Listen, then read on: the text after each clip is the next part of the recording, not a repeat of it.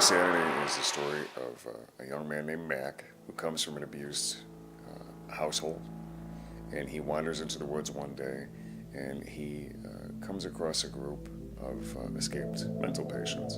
And they met somebody that was very, very similar, but not exactly the same as them, that they could relate to on a personal basis. More or less, they had something in common. Even though that they were worlds apart, they still felt that they had a bond between them.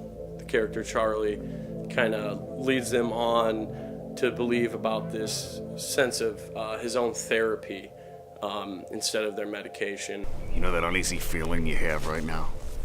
That feeling like your stomach's turning. For me, the movie is about a lot of things. I mean, the main core for me, when I look at the script and when I look at the movie, and I really reflect back on what I was trying to go for with the script, it's the big core part of it is about trauma and how traumatizing a single event in somebody's life could possibly be. I mean, I think that no matter who you are, at some point in your life, you're going to come across something very traumatic, something that's going to affect you and affect you for the rest of your life and get somewhere in your head, whether it's right here where you think about it constantly every day, or in the back of your head where maybe just seeing a certain object or a certain smell or a certain color or something like that really strikes back a nerve of something that happened to you in the past. And for me, writing a script kind of based on trauma itself was good because it opened a lot of doors. It made it really easy to do a lot of different directions. I think this is an original screenplay by Anthony Garcia.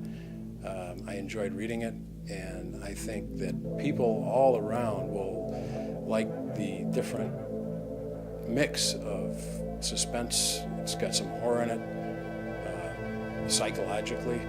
I think audiences are ready for a story that's really different. I think we've seen rehashed horror movies millions of times. I think we've seen rehashed thrillers millions of times. And for me, I wanted to be part of a story that was kind of unique. One of the big things that struck me was there's crazy people out in the world, like everywhere you go, and that you don't realize because they're living an everyday life out there with everybody. And everyone assumes that, oh, the crazy people are locked up, when really they're not. You know, they're out there among us. It's one of those that's just going to grab you and say, wow, I've never seen anything like this before, and I haven't.